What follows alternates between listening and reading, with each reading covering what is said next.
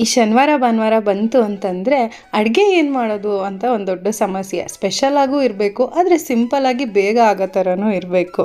Weak ಡೇಗಳಲ್ಲಿ ಹೇಗೋ ನಡೆದೋಗುತ್ತೆ, plan ಮಾಡ್ಕೊಂಡಿರ್ತೀವಿ ಇಂತಿಂಥದ್ದೇ ಮಾಡಬೇಕು ಅಂತ. ಆದರೆ ವೀಕೆಂಡಲ್ಲಿ ಡಿಮ್ಯಾಂಡ್ಸ್ ಇರುತ್ತೆ, ಇಂಥದ್ದು ಮಾಡಬೇಕು ಅಥವಾ ಮಕ್ಕಳು ಕೇಳಿದೋ ಇಲ್ಲ ಮನೇಲಿ ಕೇಳಿದೋ ಮಾಡಬೇಕು ಅಂತ ಇರುತ್ತೆ. ಇವತ್ತು ನಮ್ಮ ಮನೆಯವ್ರು ಎಲ್ಲರ ರಿಕ್ವೆಸ್ಟ್ ಮೇರೆಗೆ ತೊಂಡೆಕಾಯಿ ಪೆಪ್ಪರ್ ಫ್ರೈ ಪಲ್ಯ ಮಾಡ್ತಾಯಿದ್ದೀನಿ ಮಧ್ಯಾಹ್ನದ ಊಟಕ್ಕೆ ನೆಂಚ್ಕೊಳ್ಳೋದಕ್ಕೆ. ಇದಂತೂ ಮಾಡೋದು ತುಂಬ ಸುಲಭ. ತೊಂಡೆಕಾಯಿನ ಉದ್ದುದಾಗ ಮೊದಲು ಹೆಚ್ಚಿಟ್ಕೊಳ್ಬೇಕು. ಅದಾದಮೇಲೆ ಒಂದು ಅಗಲವಾದ ಪ್ಯಾನ್ಗೆ ಎಣ್ಣೆ ಹಾಕ್ಕೊಂಡು, ಎಣ್ಣೆ ಕಾದ್ಮೇಲೆ ಕರಿಬೇವು, ಬೆಳ್ಳುಳ್ಳಿ, ಈರುಳ್ಳಿ, ಹಸಿರು ಮೆಣಸಿನ್ಕಾಯಿ ಇಷ್ಟನ್ನು ಹಾಕ್ಕೊಂಡು ಚೆನ್ನಾಗಿ ಹುರ್ಕೊಳ್ಬೇಕು. ಈರುಳ್ಳಿ ಒಂಚೂರು ಕೆಂಪಾದ್ಮೇಲೆ ಇದಕ್ಕೆ 1 ಚಮಚದಷ್ಟು ಗರಂ ಮಸಾಲೆ, 1/4 ಚಮಚದಷ್ಟು ಪೆಪ್ಪರ್ ಪೌಡರ್ ಹಾಕ್ಕೊಂಡು ಉಪ್ಪು ಹಾಕ್ಕೊಂಡು ಚೆನ್ನಾಗಿ ಹುರ್ಕೊಳ್ಬೇಕು.